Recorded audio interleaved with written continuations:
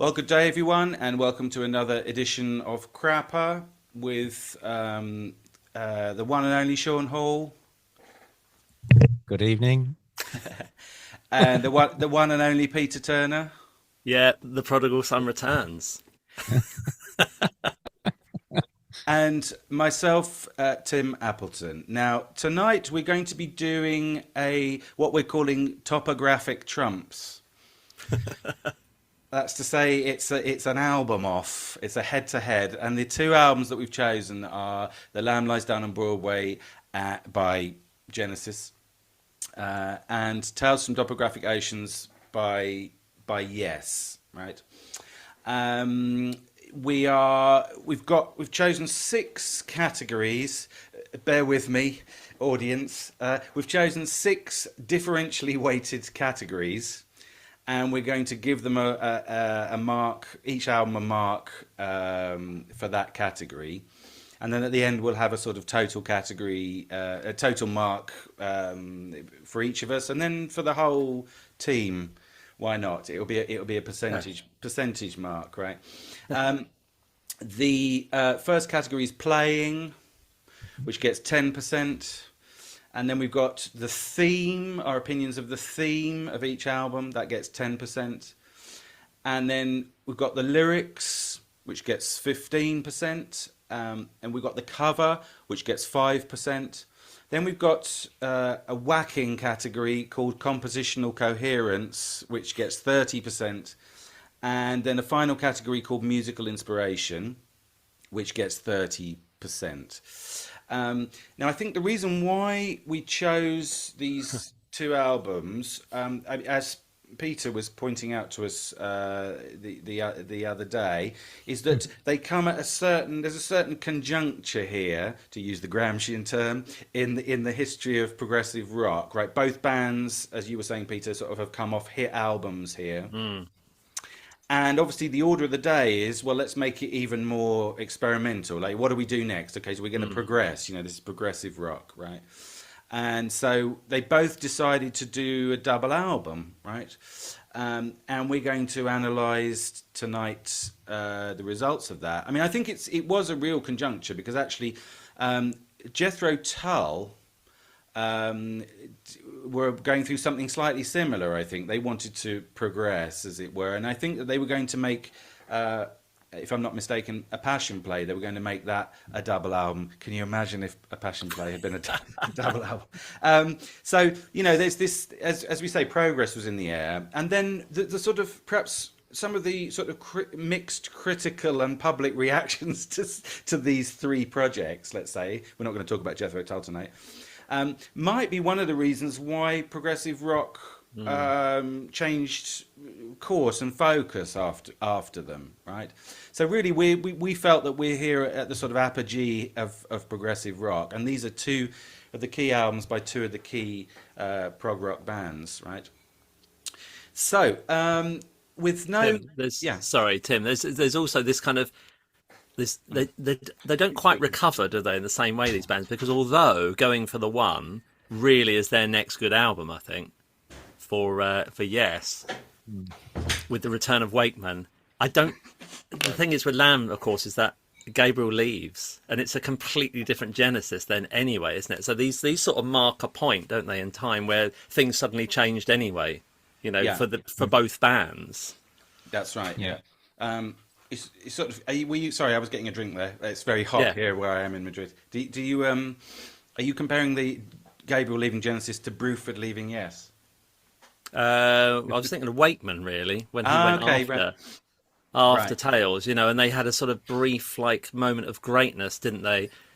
With the album, I can't remember the name of it, but later on. But Genesis sort of recovered very well, but no one expected them to after this, did they?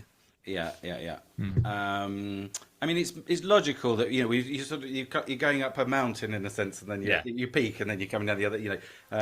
Although someone once pointed out to me that Relaya was perhaps the peak of Yes's progressivism. Yeah. But I mean, maybe we can talk about that another time. Sean, do you want to say a word on the? Did you find this a useful Did you find this a tricky task? Well, I quite enjoyed going back and listening to both actually. Yeah, I mean, did you hear the remix version of Topographic Oceans? It's got a slightly different Yes. introduction, hasn't it? Which threw Mm. me a bit. Yeah, But And yeah. also an outtake on there as well, isn't there? There's two outtakes. Hmm. that's right. It's long. It's got an introduction that was never there on the Hmm. original CD version I had because I only had this Yeah. on CD. Hmm. Yeah, I don't think it's on vinyl. Yeah. Anyway, let's get on with it, shall we? We'll see whether this works. If it works, we might repeat the formula. If it doesn't work, we'll silently ditch it. Trash it. Yeah. Yeah. Okay. Good. So let's begin with playing then, right? So if you like, I'll kick it off. Now we've got 10% available for playing. Now my thesis here would be that these are both sort of playing bands, and that their musicianship is an important part of what they do, right? So for me, it's high marks all round here. I've given Tales, I've given it 10 out of 10 for playing. And I have given Lamb 9 out of 10. Now, the only reason why I think Genesis are great players, but I think Yes are slightly more virtuosic, right? So I think Yes are really sort of pushing the boundaries of playing in a way that Genesis aren't, because Genesis are more about sort of songwriting. You know, well, they are about playing, but, you know, the songwriting is a sort of, you know, to use one of my favourite words, an over-determining factor here. Whereas Yes are really, you know, it's a player's band, isn't it? Yes. So I think they're both great, and I've given them high marks, but I think that Yes slightly sort of pip them to the post. The only caveat is that Alan White is not my favourite Yes drummer. Yeah. That would be Jay Shellen. That's a joke. But I mean, to be fair, Alan White must have wondered what he stumbled into at this point. You know, he actually played a tree on one of the tracks. I don't know if you saw that.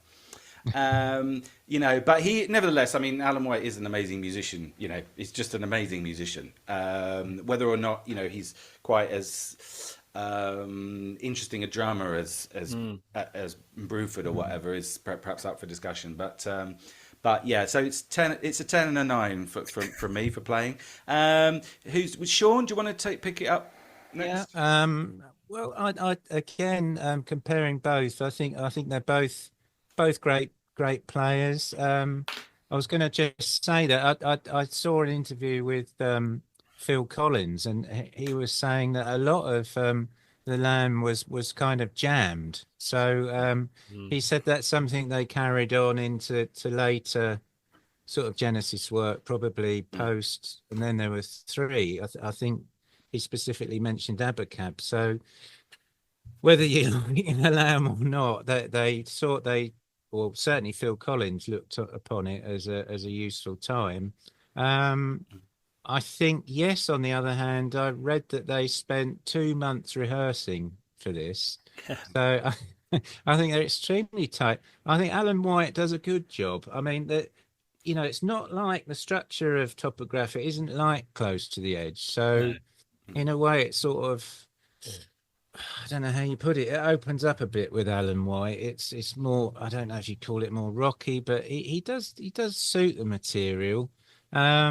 I think on the Lamb, I'll probably come to this later on. I think Steve Hackett is not so prominent on the album, and I think he could have been a bit more. I don't know if this was the incident where he crushed a wine glass and it affected his play. He basically couldn't play. I don't know if it was to do with that, but what he does do, I think, is very good, very interesting. There's some quite heavy sort of playing on the Lamb, which isn't perhaps Genesis what you come to expect of them. So, you know, I think they're both good. So I gave 9 out of 10 to Genesis and 9 out of 10 to Yes.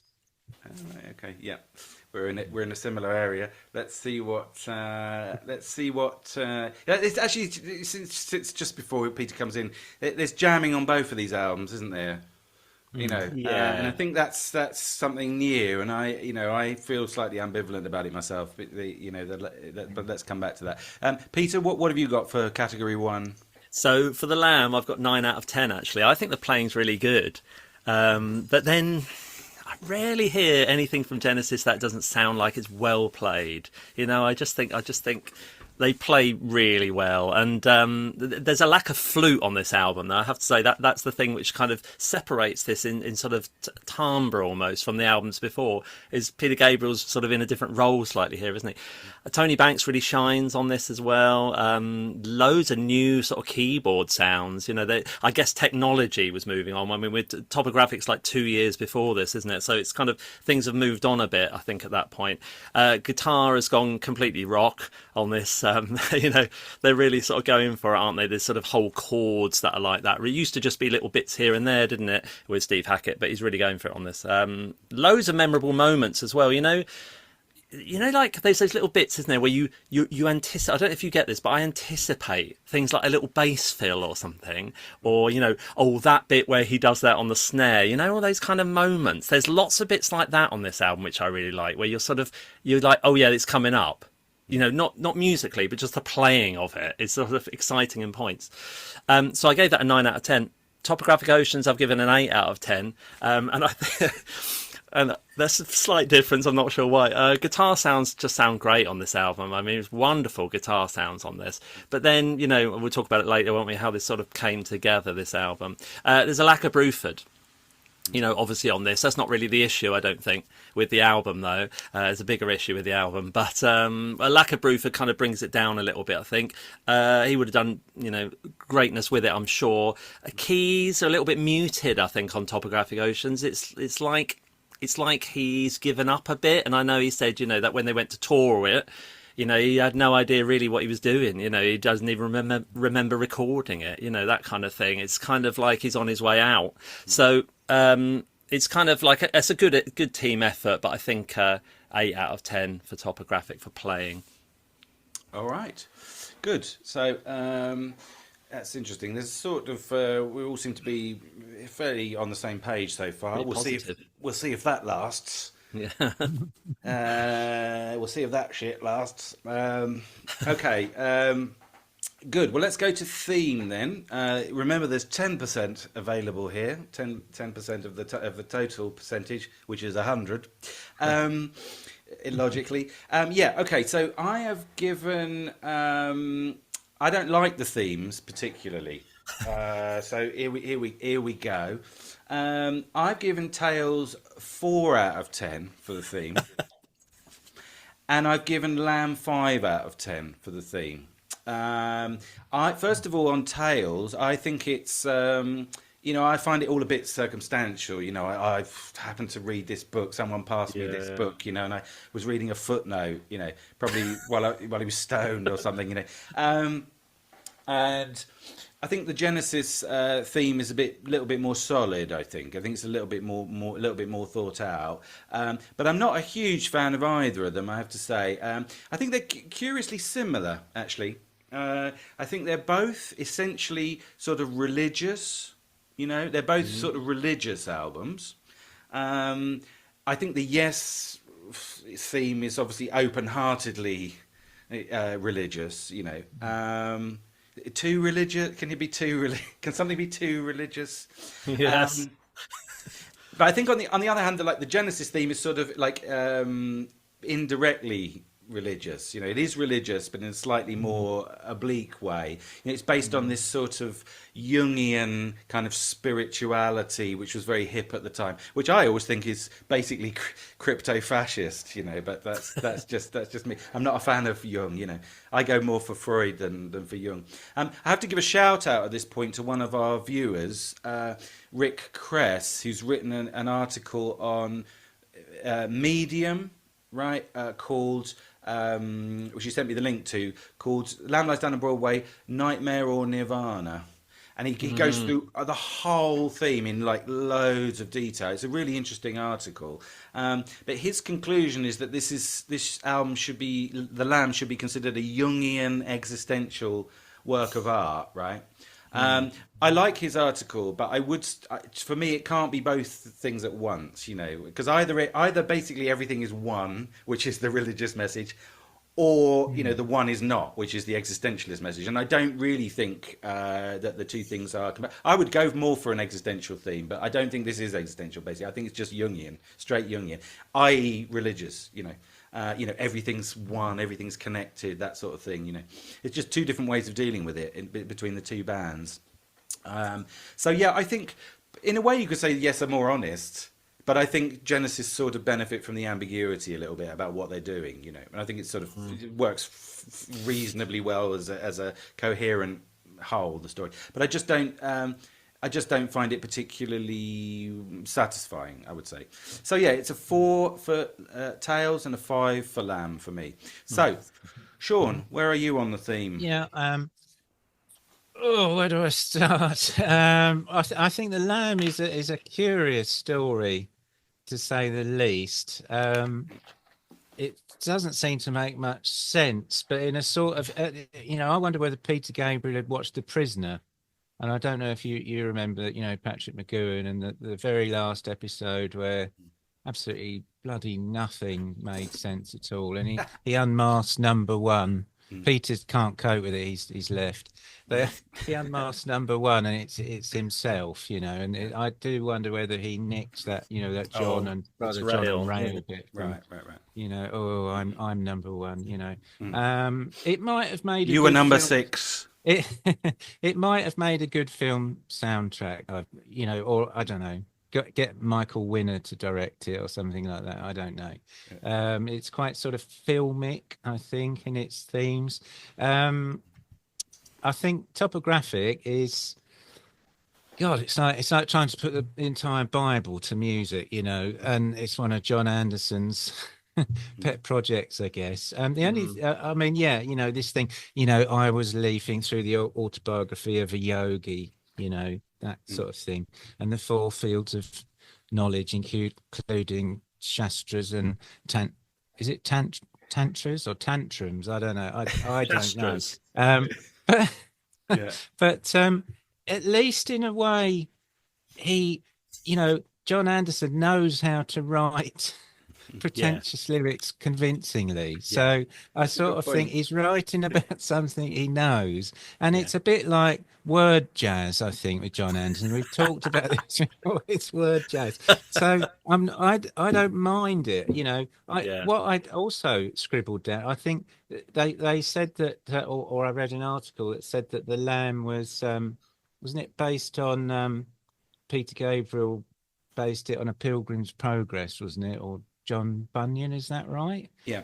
So they're both, in a way, they're quests, and as you say, Topographic is the more spiritual sounding quest, but they're both similar. One, I think, does it in a sort of a modernist style. I think if you look at the cover and the package of the Lamb, and yes, the more romantic spin on the same idea. So they're coming from yin and yang. There you go. Yeah, see, that's very Jungian. Yeah.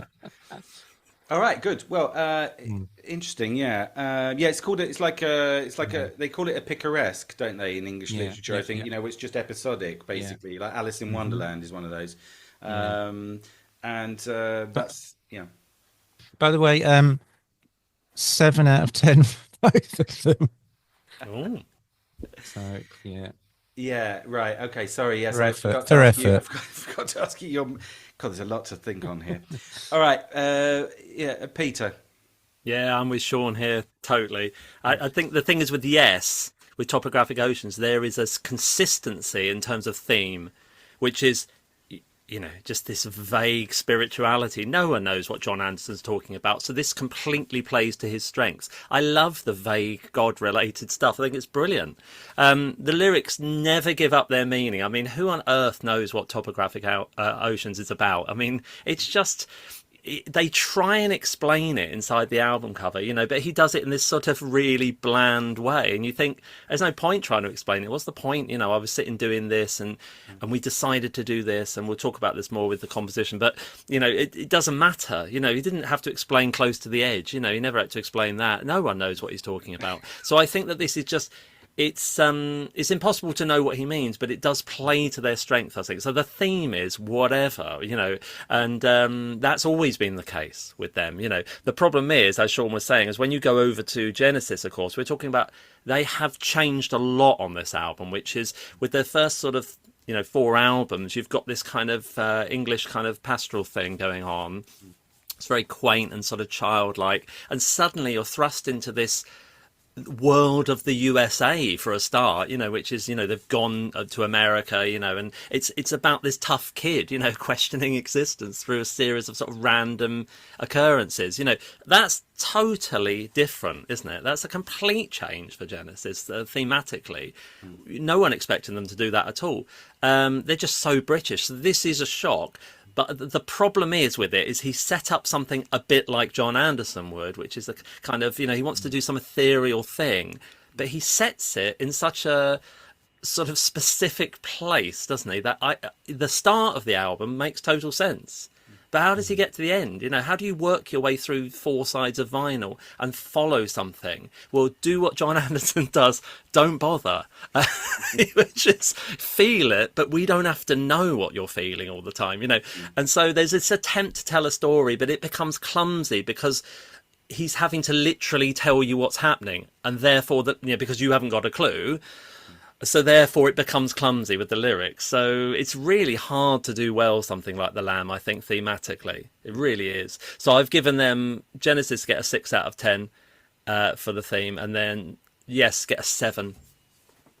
Right, okay. I always think that when they start, there's different sort of symptomatic things about Tales, I think. One of them is the fact that he starts writing about how he came up with the idea. And it almost, to me, smacks of like, one of those court statements where you have to confess to a crime without actually going to court, so that they can sort of automatically sentence you. Maybe that's the British thing, I don't know. But like, he's kind of like, I'm really sorry we made this album, but let me just explain what I was thinking, Yes, excusing. That's right, yeah, and it's sort of certain symptoms like that, like the fact that he says, "Oh yeah," and the others did a really good job. I was really happy with it. It's like you're sort of it's over-explained, isn't it? It's sort of symptomatic that I think. Yeah. Right, great. Okay, yeah, we must remember to include our scores. That's true in each sit. Okay, so let's go to lyrics then. Right, part 3. We've got 15% available for this. Now, I have given. I'm going to start offending people here. I have given Tales 6 out of 15. And I've given The Lamb 13 out of 15. Right, so there's quite a big discrepancy at this point. The previous category was low marks, but there was no discrepancy. I mean, I think, evidence for the prosecution again, part 1.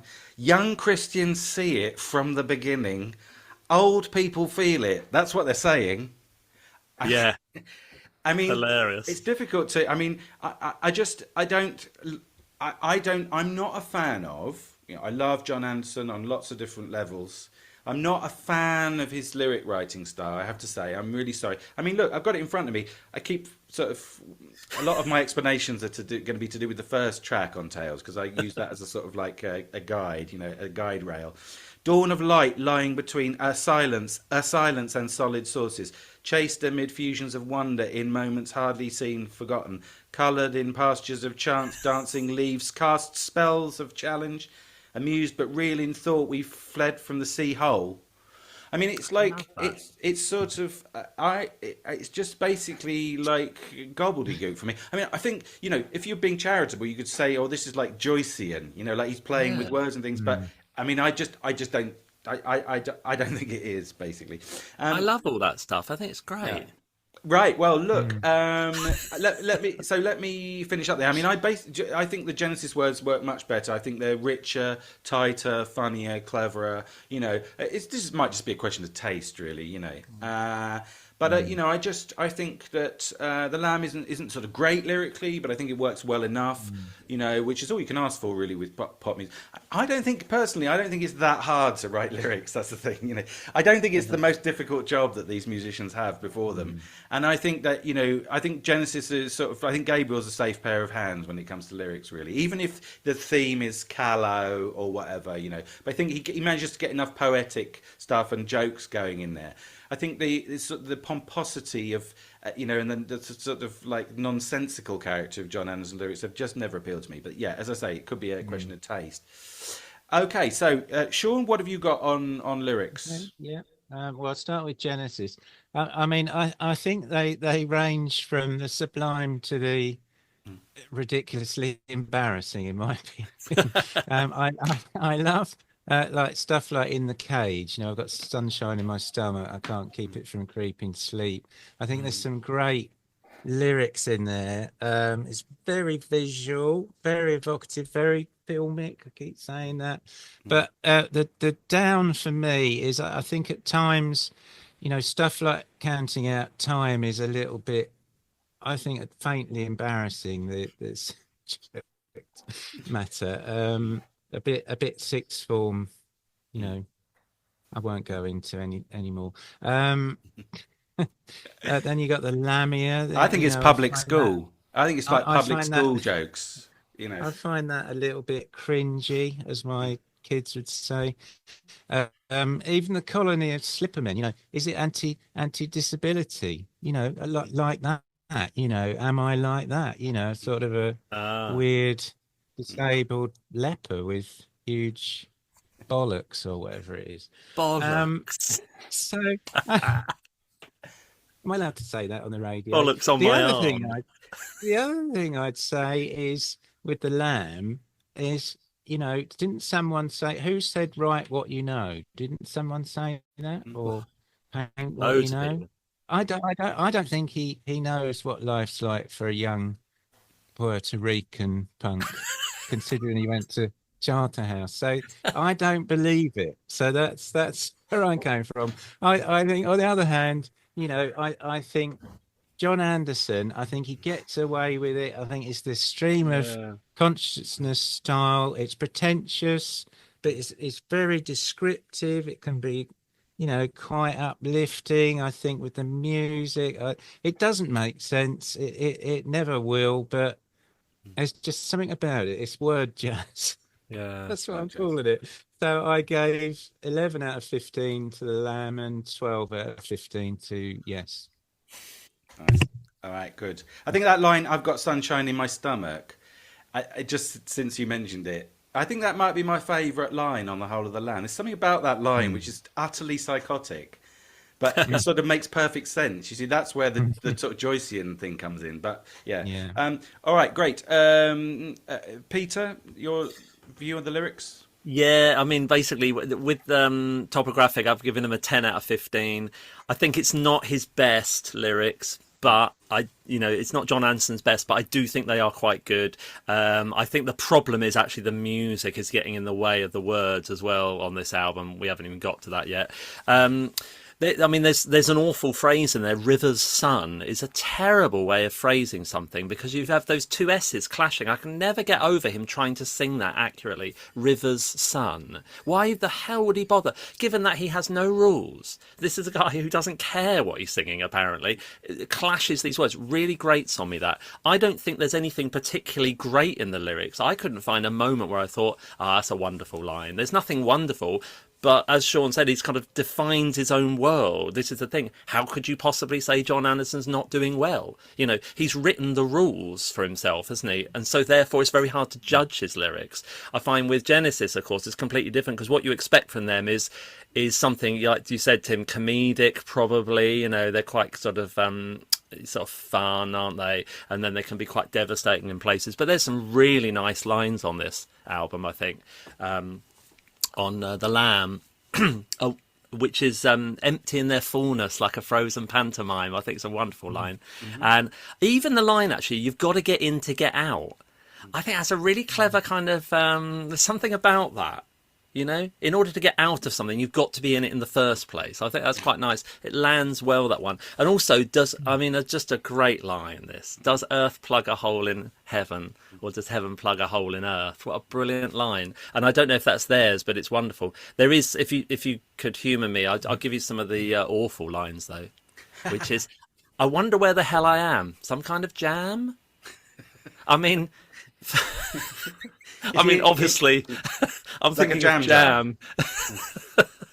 Without any reason, my body revolves. Which is like, what?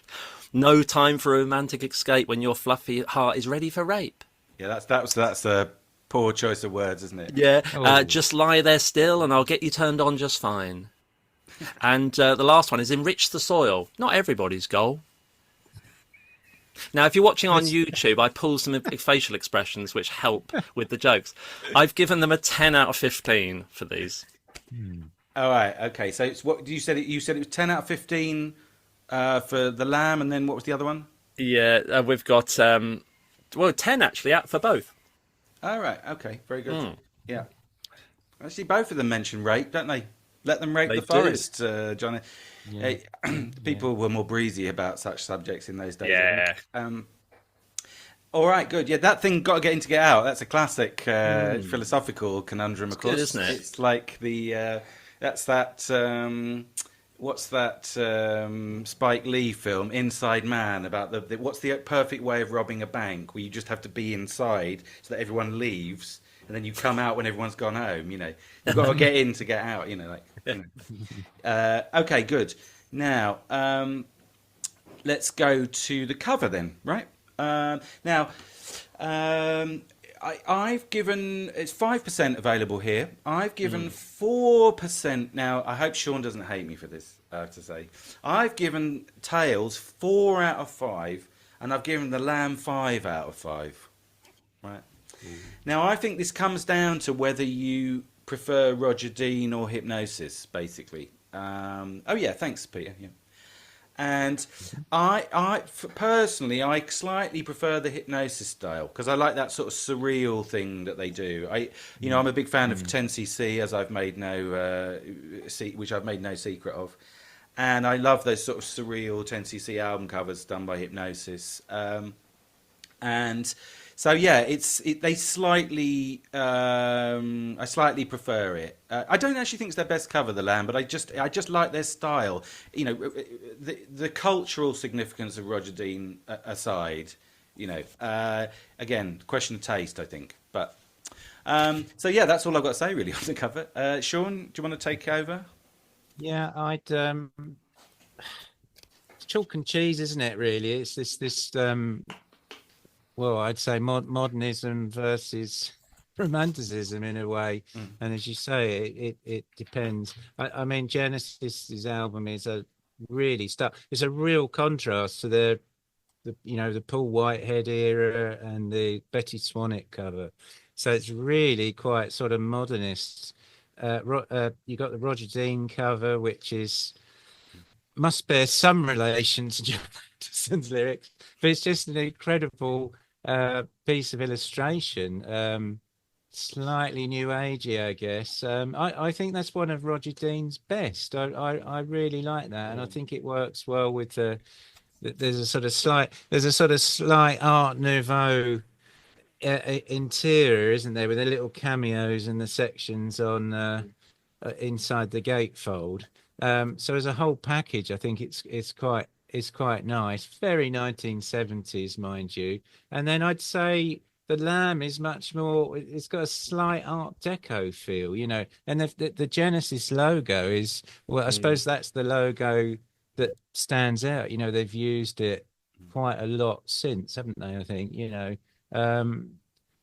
Yeah, it just depends what you like. The Genesis album for me, it's like again, it screams film to me. Yeah. But it depends what you like. I've given the Lamb 3 out of 5, and I've given 5 to Yes because I just like Roger Dean. So 3 and 5. I knew it. Yeah, lovely. Yeah. Peter, what are your feelings on the covers? Yeah, so I think Sean's right about the filmic thing, and the reason why is because it's unusual in that it's got like an actor on the front, hasn't it? It's someone's been portrayed. It's not Peter Gabriel. The band aren't on it, so there's this other significant person suddenly, isn't there? When you know, because people used to look at album covers, didn't they? It's like this guy. He appears quite a lot on there. His face.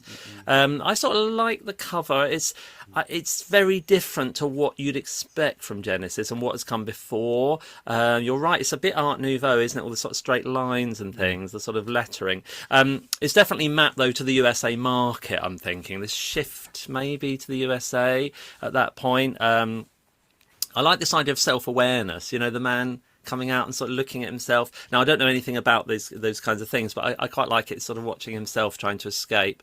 But it is a huge shift. I think Trick of the Tail almost like goes, right, shall we shall we go back to what we were doing before? I mean, if you had if you could map somehow the sort of themes of these album covers, this is a blip.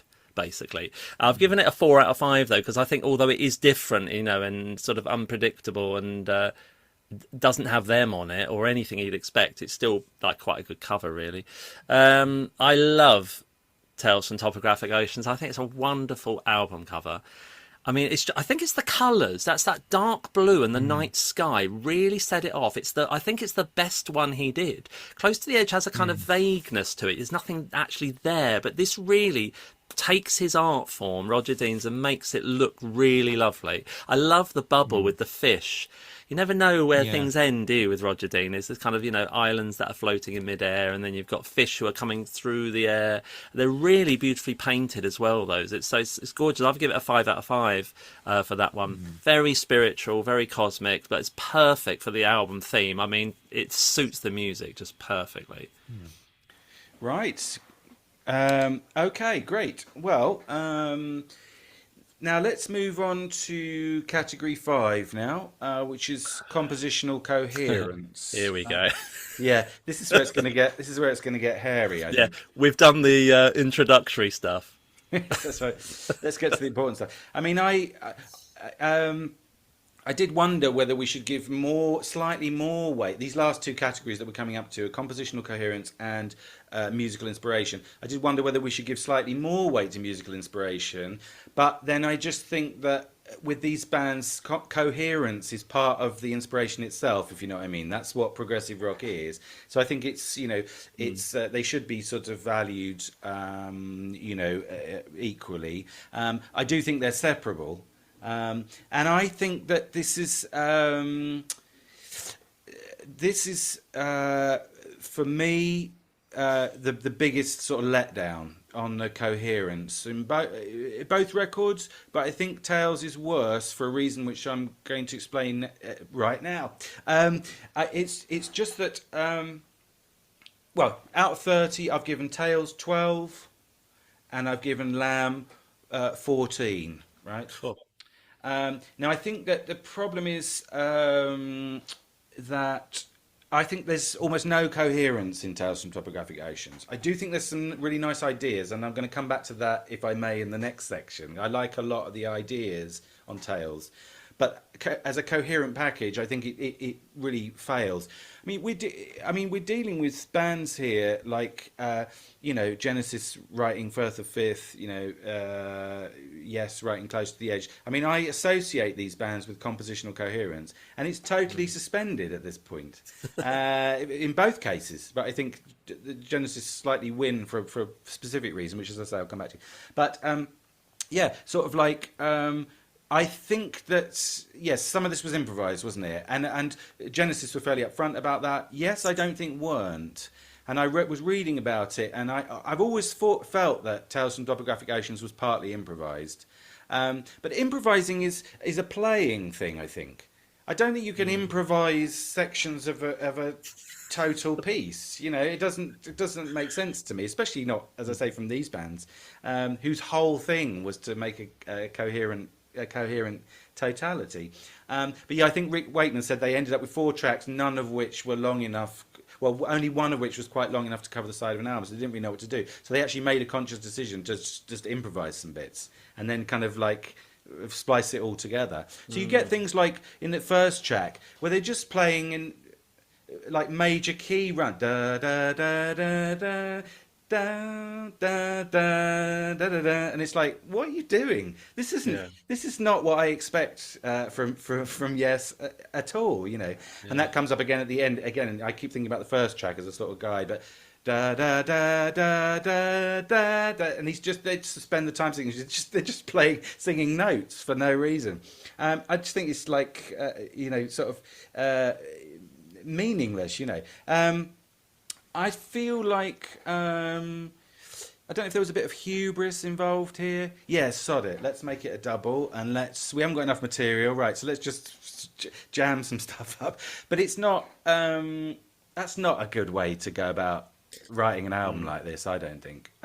So that's on Yes. And then, as I say, Genesis, I think, slightly saved themselves because there is no compositional coherence here, but there isn't supposed to be, right? Yeah. Because it's essentially a medley. It's Genesis doing a medley, like they did on Supper's Ready. Now, I don't like Genesis doing medleys. I'm not a huge fan of Supper's Ready, heresy, because I like the integrated pieces. As I say, First of Fifth, basically, to me, is like the paradigm Genesis piece. But I think at least it's not supposed to be through composed, and Tales is. No. And so I think that neither of them come out of this category well for me. But I think that Yes, are slightly too all over the place here. So they get a 12 out of 30. As I say, Lamb gets a 14. It's not what I expect from Genesis, but it was at least what they were trying to do. I thought you were going to say, and I will be writing a sternly worded letter. It's too late, isn't it? Too late for that. Too late. 50 years on. 52 That years. ship has sailed.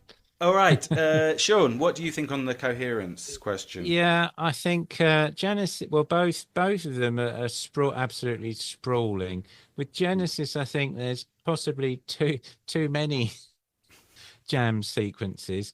I can't really, I find the ending of it extremely unsatisfactory. I'm not a fan of it on the end. I just think it's whatever. Let's rush something out to make an ending. It's a bit anticlimactic, so I find that extremely disappointing and a bit of a letdown.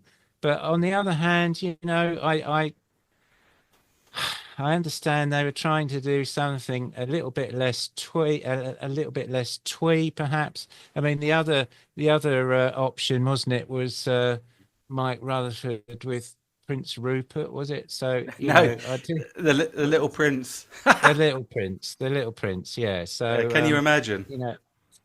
So it might have worked as a solo album.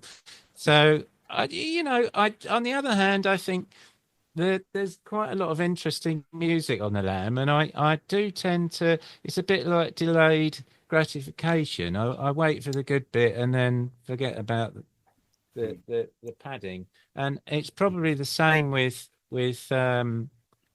Topographic. In a way, I'm slightly the opposite. I sort of think, well, at least there's Jon Anderson has got these vague structures. There's 4 hat stands to stick your hat on, so certain ones are stronger than others.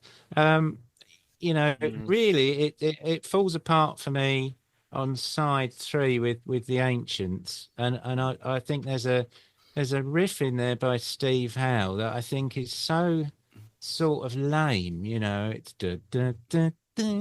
it's just awful. And then Alan starts doing a sort of drumstick roll on his tom rims, and it sounds terribly sort of tedious, and it makes me want to skip it. But having said that, there are absolutely beautiful medleys in there that I think absolutely save the day, and that's where I think it's like it's like Yes are a bit like Pavlov's dog. You get the little dog treat, which makes everything all right, Yeah. And the ending, Nous sommes du soleil, I think that's amazing, and it's a semi. Oh, I bumped into my telescope microphone. There's something transcendent about Yes that just pips it for me. So I've given 23 for the Lamb and 24 for Yes. Wow. Okay. Right. Okay, that's interesting. Okay, Peter, compositional coherence. We have to be careful here, don't we, about the difference between musical inspiration, Yes. actually the writing of notes, and the idea of a structure. Because I think the thing is, if I start with Topographic, is that I don't think anyone expects to have a four-sided vinyl experience that feels like a whole. I mean, I don't know. How many albums have ever managed that? What you expect in 20 minutes, though, is something that will take you on a journey and make sense compositionally. I would not expect them to do it over a whole album. No, I wouldn't. No. I think the thing is with the Yes album doesn't hold together as a whole. It doesn't. There's not enough connections between the parts anyway. There's just the sound of Yes is the consistent thing that runs through it.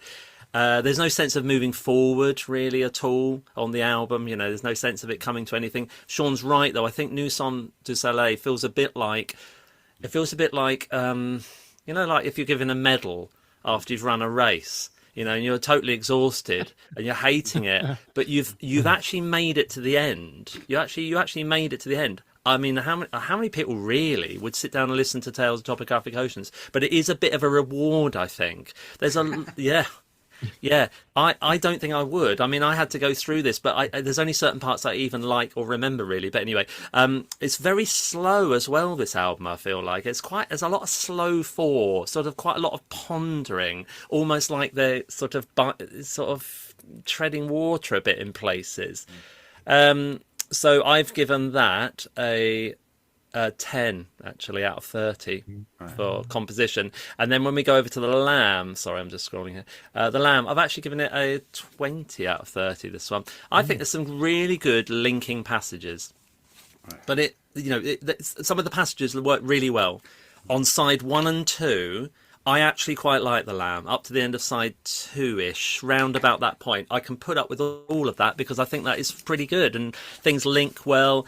There's a nice kind of drifting from the sort of harder rock and the sort of the Gabriel kind of full-on stuff to the more cosmic slow stuff. It's nicely balanced in that way. It does have a story. I mean, if you want to follow the story, it's there. My God, there's like a 1,000-word essay inside the cover. If you really want to know what the story's about, Lily White Lilith contains the only bit really where you go, oh my God, that's a repeat. Where the Broadway melody comes back in at that it comes back in at that point. You think, oh right, yeah, I remember that. This is part of that bit. Kind of. It is a great uplifting ending as well, I think. But the whole album lacks that kind of coherent story. The middle seems to bear no relationship to the start. Doesn't really know where it's going. It's like a slump. It starts off really well, this album, but it loses it, I think, on side 3, and it sort of crawls back up towards the end. I do really like the ending of the album. There are some horrible instrumentals on here though, which I really don't like. Which I know why they're there. They've been put in as a sort of structural thing, but they just are not nice. Like The Waiting Room and Silent Sorrow, The Colony of Slippermen, the start of it anyway. I don't know. I can see why they've done it, but you really feel like they're losing their way at that point. I think, like, what are we actually doing? Why are you doing this? It's not even that pleasant to listen to. Like Hairless Heart, that sort of that bit, at least it's pleasant to listen to, but it is waiting for something to come in. It's kind of like an introduction thing, but it has a purpose. I think some of the other bits don't really compositionally. They're just filling out a bit, I think. So I've given that a 20. Yeah. All right. Good. I know what you mean. We have to be careful about separating these two categories. Yeah, it's difficult though, that. Yeah, I mean, if we were dealing with a pop band, we could just talk about whether we like the tunes, but it's a bit more hairstyles. Hairstyles. Yeah. Who's cool? All right, good. Well, let's go to final category then. Musical inspiration. We've got 30% available for this. So okay. Now I have given Tales 24 out of 30 for musical inspiration. Wow. And I've given The Lamb 10 out of 30. Right? I think the idea is that the sort of the nuggets, the musical nuggets on the Tales from Tales from Topographic Oceans are actually much better than anything Genesis came up with at this point. I'm saying that deliberately in order to annoy some Genesis fans. I mean, if you don't mind, I'll just talk about, as I said, the first track, Revealing Science of God, just as a sort of example, right? Where it opens, it's got some bad bits, right? That opening riff where it goes da da da da da da da da. It's like, what? I think that's so crap. You know, this from the band that wrote Close to the Edge. You know, da da da da da da da da da, which is a really nice sort of folky theme that they're in developing. They just come up with the most banal sort of opening riff, but you know, it's almost insultingly awful. I think that bit, but when they get into the chorus. What happened to that? I think that's glorious, that bit, actually. It's a bit slow, but I think it's a really nice tune, you know. And we... Da, da, da, da, da, da, da, da, da, da. I like that slide. I think that's a nice sort of interval lead. I think that's... You get, this is Jon Anderson with his sort of, you know, gift for melody. I also like... sorry to quote it again. Young Christians see it. That's actually nice. That bit. That was written during the time of Fragile. I don't know if you know that. That was a sort of outtake from Fragile, and I think that's a nice bit. And also, getting over overhanging trees. I think that's. So there's some really nice ideas in here. I also think like there's some nice instrumental passages. When they do the first big time change, and it goes dun dun dun dun dun dun dun, and they have that double synth stab. I think that's great, you know, and that sort of triple tracked rock guitar flourish, and then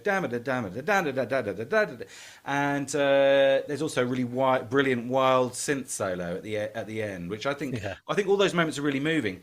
But as I said before, there's no coherence to the track for me at all. So it's just like, oh, well, this is a boring bit now. Oh, this is a good bit. Oh, this is a boring bit. But you got no sense of the whole, you know, the way it's sort of supposed to work as a whole. And when you consider, like, they did, after this, they did, as I said before this, they did Close to the Edge, and then afterwards they did Gates of Delirium. You know, and then going for the one. I mean, they're so cleverly conceived, those tracks. And this is just like, they just sort of... let's do something else now. Whatever. People will buy it anyway. You know, the lack of coherence is almost seems cynical to me. But as I said, hubris earlier. But as I say, there's some really nice ideas in here, and you've both mentioned Nous sommes du soleil. I mean, when you get to that bit, the last sort of 6-7 minutes of the album, it's like, this is wonderful. You know, this is and it's subtle. I mean, that is actually through composed, that bit. It's and it's a sophisticated through composition. And so you think, oh, yes, are back. I'll wait for the next album, see what they're doing on the next album, see if they can sort of shake some of this, faffing off. Now, Genesis, I think I've said this before. I don't like the Lamb. You know, I love Genesis, big Genesis fan. I love Selling England by the Pound. But I just don't like the ideas on this. I said before that the coherence is fine. I mean, it's a medley, so that's fine. But I think that for me personally, most of the ideas here are really weak. I love the opening track. I love the closing track. I like the Lamia. But even like the Lamia, it's the last bit I don't like. But I like the tune in the Lamia where it goes, da, da, da, da, da, da, da, da, which is basically the chorus. And they actually reprise that in And the Light Lies Down on Broadway. So they obviously knew that was a good bit. That was a good bit, right? But I think that apart from that, I can just take or leave most of this album. You know, people say that they love this album. Some people say that this might be Genesis' best album, but I just don't get it. Are they saying that Lily White Lilith is as good as Firth the Fifth? I mean, come off it, you know. But you know, each to his own. So yeah, I think there's a lot of sort of biting off more than you can chew here with Genesis, and I don't expect that from Genesis. But anyway, so yeah, as I said. It's a 24 out of 30 for me for Tales on musical inspiration, and a mere 10 for The Lamb. Very disappointed by The Lamb. Shaun, where are you going on this? Yeah, well, I think both of these albums, you know, you can't say they're their best works, but they're interesting works to dip into, and I think that there were extenuating circumstances. This is like I've handed in my homework, the dog ate it sort of scenario. Yeah. I think Genesis, obviously, there's the story about Peter Gabriel was distanced from the rest of the band because he had the problem. His wife had given birth or they'd had a prem baby, hadn't they? And so his mind wasn't on his work, so to speak. Steve Hackett had his hand in a bandage for most of the album, and he It doesn't seem crushed to. away. Who was He's that on guy? there. He used to say, "Oh, I could crush a grape. Oh, I could crush a wine Stu glass." Francis. Stu Steve Francis. yeah. Oh, I could crush a grape. So I sort of think he doesn't really do his best work on the Lamb. He does some interesting work, but it feels like, who's that guy who produces everything now, comes in and redoes all the albums? Yeah, This Stephen guy Wilson. yeah, could he turn him up? Has he got a Hackett button to turn him up, please? Just to see what he was actually doing. So, I think they're interesting albums, and I do tend to wait for the tracks that I like. I mean, In the Cage, brilliant. Genesis always seem to have played it live. There's some standout tracks on here. And Phil Collins talks quite fondly of the sort of the band jam sections. He always goes on about the waiting room. He likes that, doesn't he? Phil Collins. I'm glad someone he does does. make the point. Well, he said, they'd have a theme in their head. It'd either be light and dark, or they'd have a word, and this would influence their playing. So, What was the I word? think he was keen. Was it shit? Shit. Play Sorry. it, shit. Oh dear. So he made the point that although the Lamb wasn't popular, it's something that they referred back to later on in their career. So they obviously hold it in some esteem. I don't really know where I'm going with this. I sort of think the problem with the Lamb, which I'll go back to, it's write what you know about, and I can't. I don't know. I know Peter Gabriel was trying to shake the tree, and all the bad apples are falling off, and I'll write about some kid from Puerto Rico. I mean, I just don't buy it. Yes, on the other hand,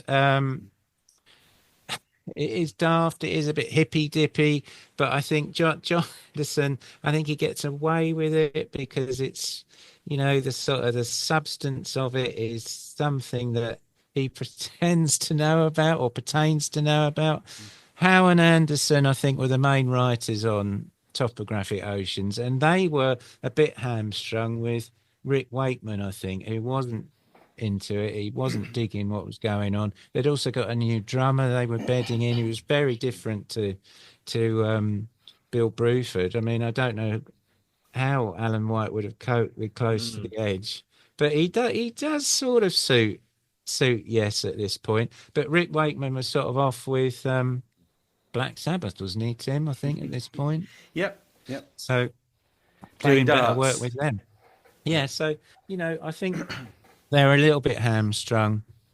Some of it is transcendent. Some of it is incredibly tedious. But I don't think Topographic should get the bad rap that it did. I think the problem is both of these bands, Genesis has done Sell in England. Yes, have done Close to the Edge. And anything you do after that is going to be a bit downhill. You just can't top it, really. So there you go. I'm sorry, what was your marks? Scores. Yeah, good point. All right. 21 out of 30 for Genesis, 21 out of 30 for Yes. Wow. All right. The tie. Nice. Okay, good. Peter, where do you feel sit or stand?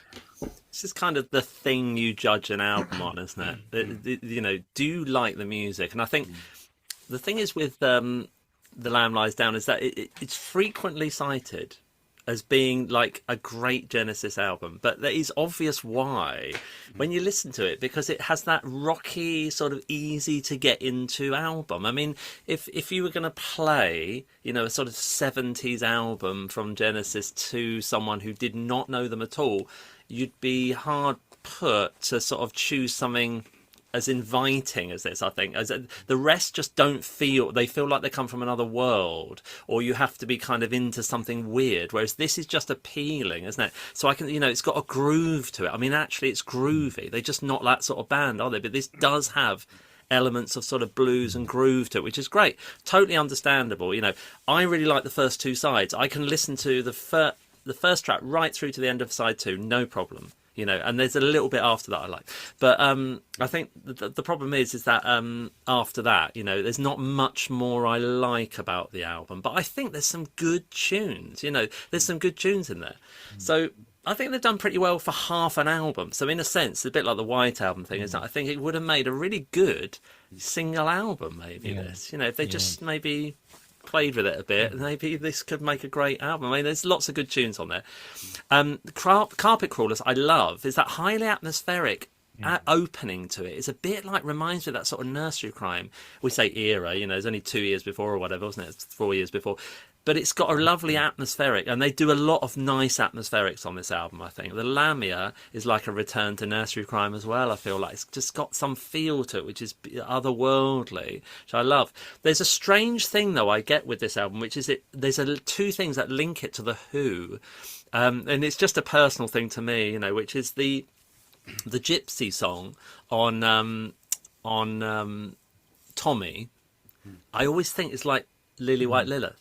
Like take him to this woman, she'll sort him out. I always think it's to do with that, like a reflection of it. Yeah. The other thing is, can I just say Lilith was a she demon apparently. I don't know if either of you are familiar with. She was Adam's first wife in the Garden of Eden, and she's this apparently one reference to her in the Bible as a sort of demon creature. She betrayed Adam. As did Eve, actually, I think. But I think the Acid Queens, it's the same sort of motif, because it's like it's the woman that's basically the downfall of the man, basically. Right. Well, there you go. And there's another bit which is sounds so weird. This quadrophenia, which is the bellboy moment. When he goes, "What, me?" Like that. Gabriel says that. Immediately reminds me of. Is it Keith Moon? Doing like the bellboy, got to get my jacket on, or whatever it is, like that. It just reminds me of that. It's strange, but basically musically, I like the first two sides. The thing is, when you go over to Topographic Oceans, because of the way in which this was created, there's a kind of baked in almost tragedy to this album, I think, which is he sits down and says, I've got the Yoganada's autobiography of a yogi here. I've been looking for something like this. And this is a total gift to Jon Anderson, isn't it? I mean, this is like, oh my God, here it is, the four sides. So they sit down, Steve Howe and him, as he writes in the album, sit down and through the world tour, they're piecing it together. The problem is it's they're piecing it together, I think. And that's where the problem is. The concept is great. The concept drives everything, which is there's these four parts of Earth. We're going to write a bit about this. Then we're going to write a bit about this. We've already sorted it out, guys. World tour over. We've got a few months to rehearse it. But the thing is that people are not interested in that. There's a basic flaw of the album is no one cares what he's talking about, but it is the incentive. It's the reason why all of this happened. The music isn't good enough, basically, is it? It's not. It doesn't match it, and the others being that involved, actually, they threw in their bits, but to what extent did they throw in their parts? I mean, it sounds like they already had the album sorted by the time they got back. So I think there's a kind of problem from the start with this album, which may be why it doesn't work as well, because others are kind of just joining the gang, but they've already decided on all this, and it's not that good. The revealing silence of God, I really like it. I mean, I like the whole of that track. I have no problem with it, and I don't mind the down. That bit I don't think's the significant part, like you said, Tim. There's better bits on that track, so I can put up with that. I think the remembering's a bit the remembering is a bit boring, I think. Will we reach wins allow bit I quite like. That change between minor and major, I quite like that. The Ancient, I think, is the absolute flag bearer for why people hate progressive rock. I think if you could play them one track, this is what people hate about bands like Yes, that's it. It's just 12 minutes of just tosh, as far as I can work out. It really is. And then there's a Spanish guitar bit at the end, is quite nice. But it's just like, here's why you don't like us. Do you want to hear why you don't like us? It really is terrible, I think. Ritual sort of redeems itself, I think, at the end because of the nice ending we've spoken about. I give it a 15 out of 30 for musical inspiration. And I think from the Lamb, I've given that an 18. Okay. All right. Good. Well, look, I mean, we can pause there if you like. I don't. There's plenty more to say about this, but I mean, you know, time is limited. Could we just quickly do the final scores on the doors? I mean, first of all, we'll each give our total. You know, out of 100, i.e., a percentage for each album, and then Peter, if you could just note them down and do a quick totting up. Yes. And then we'll get an average crapper score for each album. I mean, not that it will be necessarily very enlightening, but we'll see just out of curiosity. Yeah. So look, I've got, totaling up my scores, Tales and Topographic Oceans for me gets 60 over 100, and The Lamb gets 56. You know, for all the reasons I've already explained. I think you're either the kind of Genesis fan who thinks that In the Cage and Carpet Crawlers are classic Genesis tracks, or you're somebody like me that thinks that they basically aren't, you know, and so there's no bridging the divide there. I just wanted to make that final point. Shaun, what are your totals? My scores. Before I give you my scores, I just wanted to say I think Phil Collins plays some of the best drumming I've ever heard on The Lamb, and I hadn't mentioned that earlier. I think he's, from a drummer's perspective, he's incredible. I listened to Riding the Scree again, and I think his playing is amazing. However, that can't save them from. I've given them 74, and yes, I've just pipped them with 78. Right. Wow. Okay. Okay, I'm going to do some adding up, Tim, while you go to an advertisement. Well, do you want to just tell us what your final scores were, Peter? Yeah. So for Lamb, I gave it 67%, and Topographic gets 55%. Okay. All right. Yeah. Okay. Good. Shall I add? Yeah. Go for it. Okay. We should do like what's it like in Countdown where they go. Yeah. What does that bloke on the Eurovision Song Contest say? They say something. They've made it into a little sort of in joke, haven't they? I don't know. It's been so long since I watched Eurovision. Oh, I can't remember. It's something like, can we have your scores, please? Yeah. Yes. And they go, oh. Wow. Well, I've got the results. Shit, Eurovision. I've got the results. Okay. Right. You know what? We're an interesting trio because we had quite diverse percentages there. Shaun's very generous, and Tim and I kind of have alternated between being generous and not. But it's actually levelled out almost identically. Okay. And there's only actually 2% between them. So we've got, for The Lamb Lies Down, just gets in front with 66%. Right. Gosh. Whatever that means, 66% worth of an album. And Topographic comes in at 64. Right. Ooh. So they're almost, they're almost identical, actually, when you balance out our feelings on them. Yeah. This is the point where, as the sort of nominal, moderator, I would say something, lucid.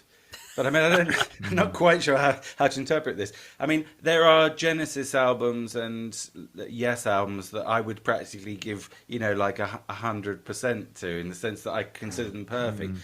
For me, like a 66 or 64 or whatever is like saying these aren't bad albums, but they're nowhere near the peak. And isn't it interesting that these bands wanted to be at their peak at this point, and just when they felt like, let's take it one extra push, as Nigel Tufnell says, what's it, over the cliff, 11. One that little push over the cliff, they sort of come a cropper to some extent, There's an inevitability to this, though, in all arts, isn't there? I mean, all art gets to this point where it grows and grows, but naturally has to fall down. You know, Yeah. you can't have endless growth unless you're a band who are who are revolutionising things so much that you're indistinguishable. You know, from right. the last album or something, and you kind of either keep your hardcore fans or you completely lose everything. You know, but maybe grow a different audience. This is expecting to drag everyone with you, isn't it? Oh, that's the Genesis crowd, you know, and they're on board or they're not on board. But yeah, they're both sort of peak. They're at their zenith, aren't they? They should be at this point. And actually, it's when they fall. You know, different years though. Yeah, just one year apart, aren't they? We'll close on this. Samuel Beckett, right, the playwright. he made one film. Sean, I don't know if you've ever seen it. It's got Buster Keaton in it. It's a short, you know. It's only like 15 minutes long. Yeah. You ever seen it? No. It's a Don't really think I've seen it's a really weird film. It's about Buster Keaton's he's like looking at himself through the mirror. I don't know. It's very weird, but again, it's a sort of existential film. But anyway, afterwards, they asked Beckett what he thought of his only foray into cinema, and he said, "Well, it was a failure." He said, "But it was an interesting failure." You know, maybe that's the most charitable thing that you could say about these albums. You know, they're interesting failures.